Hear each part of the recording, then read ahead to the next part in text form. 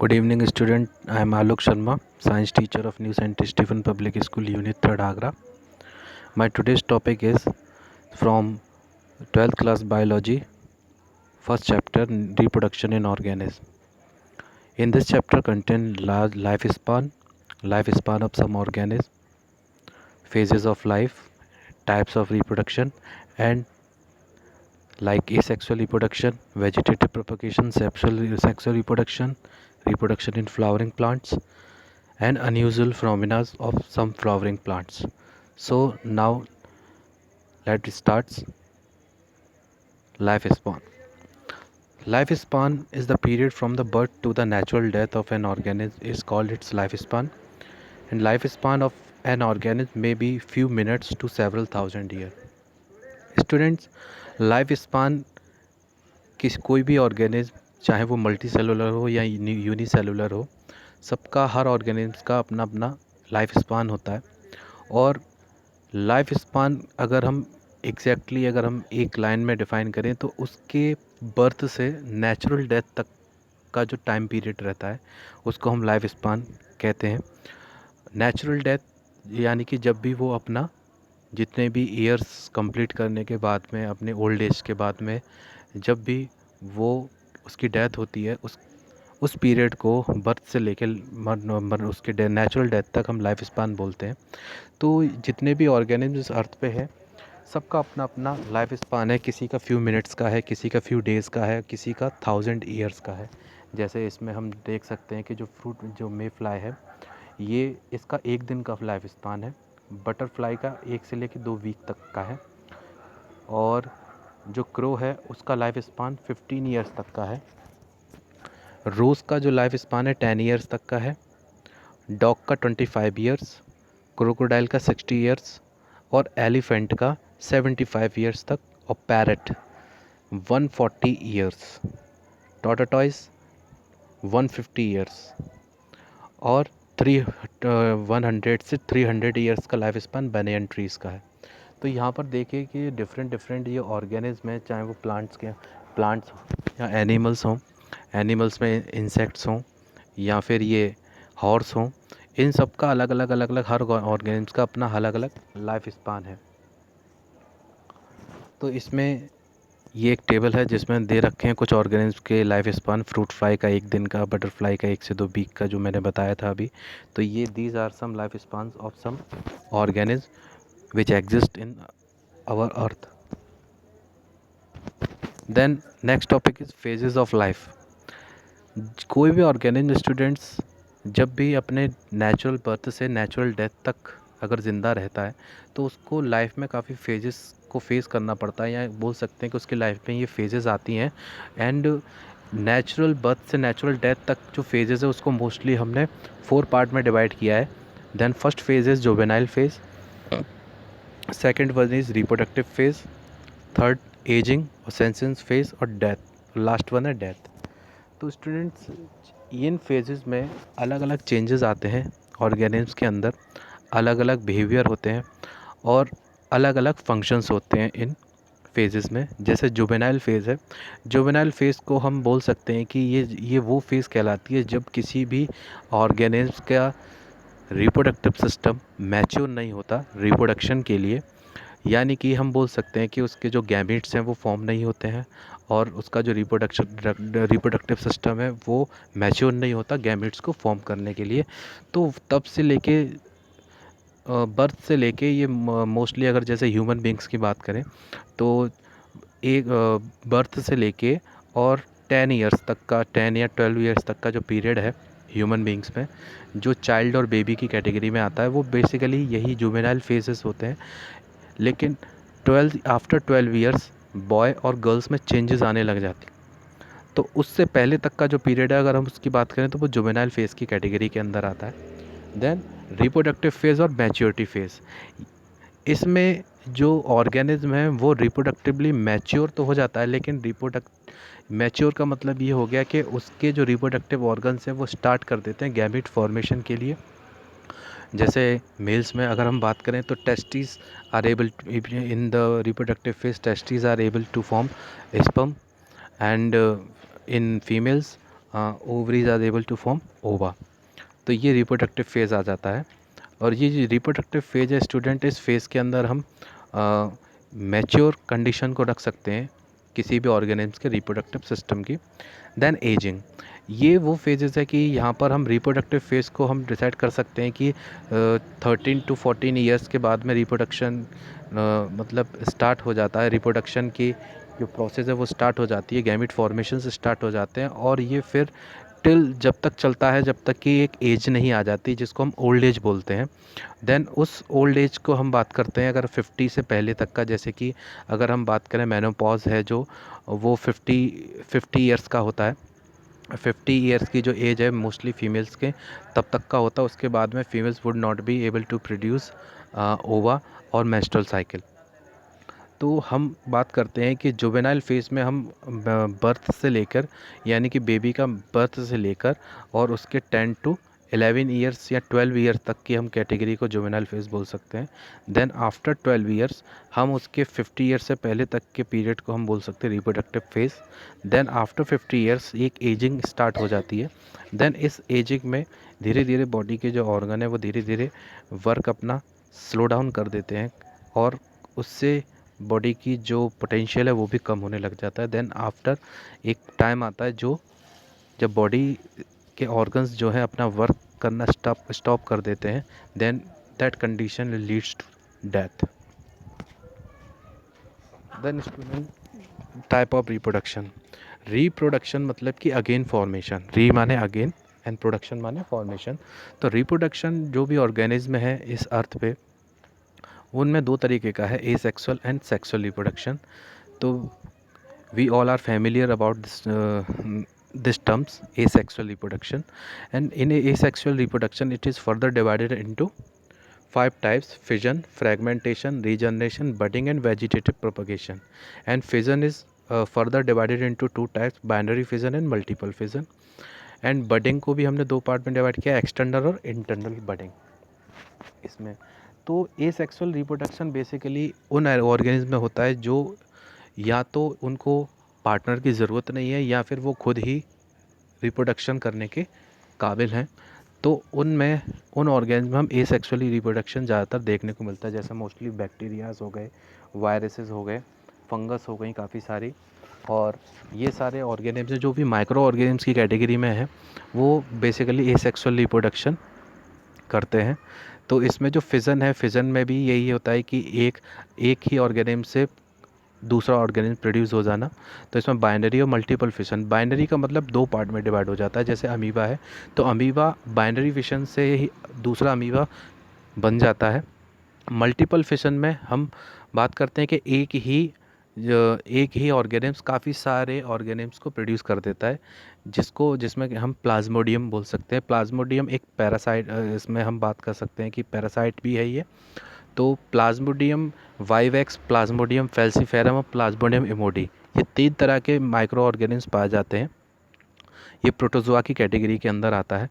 तो ये जो प्रोटोजोआ है इसमें प्लाज्मोडियम मल्टीपल फिजन के थ्रू ये किसी भी होस्ट में मल्टीप्लाई करता है और वहाँ पर रिप्रोडक्शन एसेक्सुअली करके और अपना जो इफ़ेक्ट है वो शो करता है। जैसे कि अगर हम बात करें तो यही प्लाज्मोडियम रिस्पॉन्सिबल होता है मलेरिया, डेंगू और चिकनगुनिया वगैरह इस तरीके की बीमारी के लिए। तो ये बेसिकली मल्टीप्लाई जो करता है वो मॉस्किटोज़ में करता है। तो ये वहाँ पर अपना मल्टीपल फिशन के थ्रू ही मल्टीप्लाई करके ये होस्ट से हम ह्यूमन बींग्स में पहुँचता है। उसके बाद इस फ्रेगमेंटेशन में स्पायरोगायरा है। जैसे इसमें हम बात करते हैं ब्लू ग्रीन एल्गी की, तो ये जो ब्लू ग्रीन एल्गी है वो अपना फ्रेगमेंट्स के थ्रू छोटे छोटे पार्ट्स में टूट जाती है और उसके बाद वही फ्रेगमेंट्स फिर प्रोड्यूस करते हैं अनदर फ्रेगमेंट्स को। उसका तो रीजनरेशन का मतलब कि अगर हम जैसे कि अगर हम बात करते हैं प्लेनेरिया की, प्लेनेरिया भी एक माइक्रो ऑर्गेनिज्म है। इसको अगर हम काटते हैं तो ये वहीं से दोबारा रीजनरेट करना स्टार्ट कर देता है। बडिंग में अगर हम बात करें तो फ्रूटनिंग बॉडीज़ प्रोड्यूस होती हैं, जैसे ज़्यादातर फंगस में होता है, वो एक्सटर्नली हाइड्रा और इसमें स्पॉन्जिला में होता है। उसके बाद वेजिटेटिव प्रोपगेशन का मतलब ये है कि हम किसी भी प्लांट के पार्ट को यूज़ करके हम उसी जैसा प्लांट प्रोड्यूस कर सकते हैं without the help of seed. तो उस टाइप के टेक्निक्स को हम बोलते हैं वेजिटेटिव प्रोपगेशन। तो इसको बेसिकली 3 पार्ट में डिवाइड किया गया है, कटिंग, लेयरिंग एंड ग्राफ्टिंग। तो इसमें वेजिटेटिव प्रोपगेशन के थ्रू हम कुछ वेजिटेबल्स को भी प्रोड्यूस कराते हैं। जैसे इसमें जिंजर है, तो जिंजर है, और इसमें पोटैटोज़ हैं। तो ये काफ़ी सारे इसमें एग्जांपल्स हैं वेजिटेटिव प्रोपगेशन के, जैसे रनर, मिंट, राइजोम के with the help of rhizome हम जिंजर को प्रोड्यूस करते हैं। लीफ से भी हम कुछ पार्ट्स को प्रोड्यूस कर सकते हैं, जैसे ब्रायोफाइलम की लीव्स हैं, इनसे नई लीव्स प्रोड्यूस हो जाएंगी। ट्यूबर, पोटैटो के ये छोटे छोटे हैं, इनको ट्यूबर्स बोलते हैं। तो यहाँ से भी ये नया पोटैटो प्रोड्यूस हो सकता है, नए पोटैटो का प्लांट प्रोड्यूस हो सकता है। इसमें ऑफसेट है, इसमें कोनेरिया है, बुलबिल, अगावा। ये सारे कुछ एग्जांपल्स हैं वेजिटेटिव रिप्रोडक्शन के, जिसमें हम प्लांट्स के पार्ट का यूज़ करते हैं, चाहे वो रूट हो, शूट हो, स्टेम हो, लीफ हो। उसके थ्रू हम उसको नया पार्ट प्रोड्यूस करवा देते हैं। This technique is vegetative propagation. Now the sexual reproduction. Sexual reproduction बिल्कुल अलग है सेक्सुअल रिप्रोडक्शन से। Then sexually reproduction involves the formation of male and female gametes. Female और मेल गैमीट्स के प्रोड्यूस होने से ही यहाँ पर नया ऑर्गेनिज्म बनेगा। तो सेक्सुअली रिप्रोडक्शन के लिए हमेशा पार्टनर की ज़रूरत पड़ती है, जिसमें मेल और फीमेल्स होते हैं अलग अलग। लेकिन कुछ ऑर्गेनिज्म स्टूडेंट्स ऐसे हैं जिसमें मेल और फीमेल दोनों एक साथ होते हैं, उनको हम बोलते हैं हर्माफ्रोडाइट। हर्माफ्रोडाइट जिसमें एग्जांपल है अर्थवर्म। अर्थवर्म में मेल पार्ट भी है और फीमेल पार्ट भी है, तो ये दोनों एक ही ऑर्गेनिज्म के अंदर है, इसीलिए हम इसको बोलते हैं hermaphrodite. These gamete fuse to form zygote which develop in the form of new organism. तो इसमें जब मेल एंड फीमेल गैमेट जब आपस में फ्यूज़ करते हैं तो एक प्रोड्यूस करते हैं नया जाइगोट, और इस प्रोसेस को हम बोलते हैं सिनगैमी।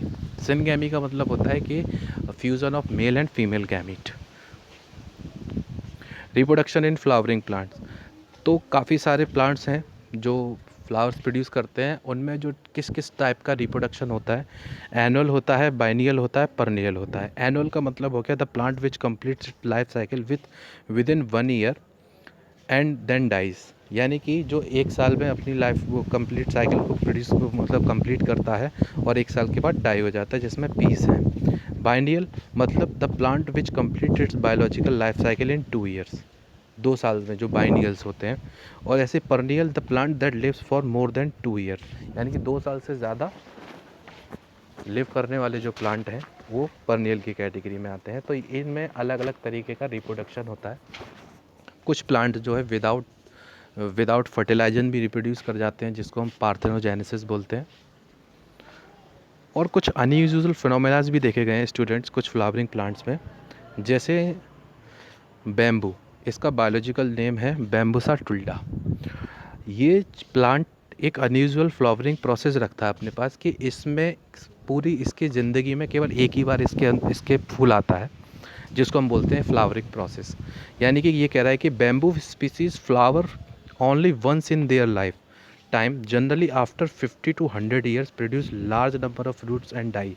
यानी कि एक पूरी ज़िंदगी में, यानी कि 100 ईयर्स की मतलब 100 सालों में एक बार इस पर फूल आता है, और इतनी ट्रेमेंडस अमाउंट में आने के बाद में फिर वो डाई हो जाता है। इसका मतलब क्या हो गया, ये अपने पूरी ज़िंदगी में, यानी कि इस बैम्बू का जो लाइफ स्पान है, अपने पूरे लाइफ स्पान की कैटेगरी के अंदर ये प्लांट एक ही बार अपनी ज़िंदगी में फ्लावरिंग प्रोसेस करता है। Now next plant is strobilanthes kunthiana. इसको हम हिंदी में नीला कुरंजी बोलते हैं, और बेसिकली ये माउंटेन रीजन्स पे भी मिल जाता है। तो इसमें भी एक अनयूजुअल फ्लावरिंग फिनोमेना है, कि इसमें जो फ्लावर आता है वो हर 12 साल के बाद आता है। इसमें flowers once in 12 years. The plant flower during September to October. यानी कि लास्ट टाइम इसमें जो फ्लावर देखा गया था वो 2006 में देखा गया। उसके बाद यानी कि अब 12 साल बाद ही मतलब कि इसमें फ्लावरिंग प्रोसेस होगी। यानी कि कुछ ऐसे प्लांट्स हैं जो एक अलग ही अनयूजुअल फिनोमेना रखते हैं। और जैसे बाकी के जो नॉर्मल हमारे जो गार्डनिंग प्लांट्स हैं, उनमें तो हमको पता ही है कि नेचुरल फिनोमेना होता है फ्लावरिंग का जब भी उनका सीज़न आता है। ऐसे ही ब्रीडिंग ऑफ एनिमल्स। तो एनिमल्स भी 2 टाइप के होते हैं, सीजनल ब्रीडर्स भी होते हैं और कंटिन्यूस ब्रीडर भी होते हैं। सीजनल ब्रीडर्स का मतलब है स्टूडेंट्स कि पूरी साल में कोई पर्टिकुलर कोई मंथ होगा या पर्टिकुलर 1 या 2 ही मंथ होंगे जब वो सेक्सुअली उनके ऑर्गन ज़्यादा एक्टिव रहेंगे, तो उन्हीं उसी दौरान वो मीटिंग कर सकते हैं और उसी दौरान सिनगेमी हो सकती है, उसी दौरान इम्प्लांटेशन हो सकता है और उसी दौरान रिप्रोडक्शन हो सकता है। तो बेसिकली नॉन प्राइमेट्स जो एनिमल्स हैं वो इस कैटेगरी के अंदर आते हैं, जैसे काओ, बफेलोस, कैटल्स जितने भी हैं वो इस कैटेगरी के अंदर आएंगे, तो उनको हम बोलते हैं सीजनल ब्रीडर्स। कंटिन्यूस ब्रीडर्स की कैटेगरी में स्टूडेंट्स ह्यूमन बींग्स भी आते हैं, जो प्राइमेट्स हैं बेसिकली वो आ जाते हैं। वो इसलिए आते हैं क्योंकि ये इनका कोई टाइम पीरियड फिक्स नहीं है और ये after achieving the maturity phase of reproduction then they can reproduce in each and every month of the year, यानी कि वो पूरे साल में किसी भी मंथ रिप्रोडक्शन कर सकते हैं, इम्प्लांटेशन हो सकता है उनमें और रिप्रोडक्टिव एक्टिव कभी भी होते हैं वो। यानी कि इसमें कंटिन्यूस ब्रीडर की कैटेगरी में these animal continue to breed throughout their sexual maturity. Example honey bee, queen, जो हनी बी में जो होता है क्यून जो होती है वो, और poultry, rabbit, mice, kettles and human beings. अब ह्यूमन बींग्स की कैटेगरी में भी ये कंटिन्यूस ब्रीडर की कैटेगरी में आ रहे हैं। तो साइक्लिक चेंजेस ड्यूरिंग रिप्रोडक्शन, तो उसमें अगर हम बात करें तो चाहे वो सीजनल ब्रीडर्स की फ़ीमेल हों या कंटिन्यूस ब्रीडर की फ़ीमेल्स हों, दोनों फीमेल्स में उनके रिप्रोडक्टिव साइकिल में चेंजेस आते हैं और उन चेंजेस की बदौलत ही रिप्रोडक्शन होता है। जैसे उन साइक्लिक चेंजेस को 2 पार्ट में डिवाइड किया गया है, सीजनल और कंटिन्यूस ब्रीडर्स के एनिमल्स को, ऊस्ट्रस साइकिल और menstrual cycle.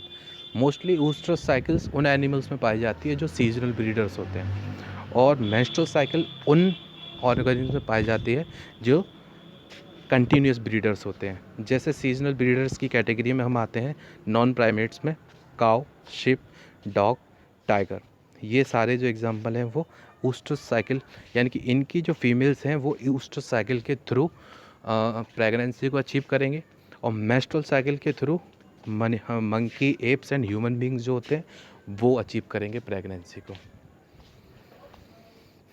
Pre fertilisation events का मतलब ये होता है कि फर्टिलाइजेशन से पहले का जो टाइम पीरियड है उसमें क्या क्या होता है। तो सिंपल सी इसमें बात है कि फर्टिलाइजेशन जो भी होगा वो मेल गैमीट और फीमेल गैमीट की वजह से ही होगा स्टूडेंट। तो मेल गैमीट और फीमेल गैमीट्स पहले बनेंगे, उसके बाद ट्रांसफ़र होंगे। तो गैमीटोजेनेसिस, गैमीट्स का मतलब होता है सेक्स सेल और जेनेसिस का मतलब होता है फॉर्मेशन। तो formation of sex cell is called gametogenesis.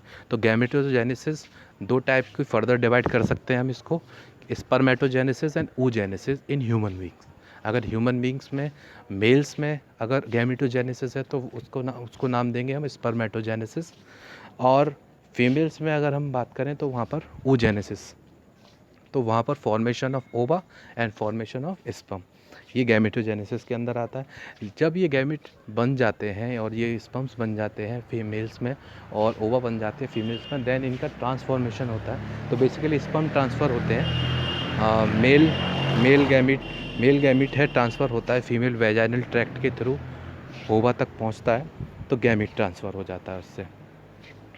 And then after gamete transfer syngamy वाली प्रोसेस आती है जहाँ पर दोनों फ्यूज़ होते हैं और जाइगोट फॉर्म करते हैं, देन वो इम्प्लांटेशन के लिए यूट्रस में अटैच हो जाते हैं।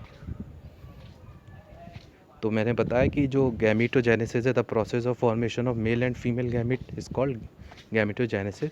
तो होमोगैमेट्स यानी आइसोगैमेट्स भी बोल सकते हो, हेट्रोगैमेट्स। तो होमोगैमेट्स का मतलब होता है कि the 2 gametes similar appearance can not categorise into male and female.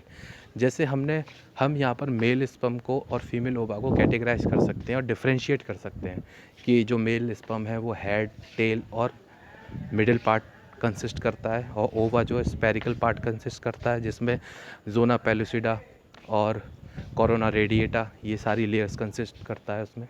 तो इनको हम इजीली डिफ्रेंशिएट कर सकते हैं, लेकिन कुछ गैमीट्स, कुछ सेक्स सेल्स ऐसे होते हैं जिनको हम डिफ्रेंशिएट ही नहीं कर सकते, तो वो कैटेगरी आती है आइसोगैमीट्स के अंदर।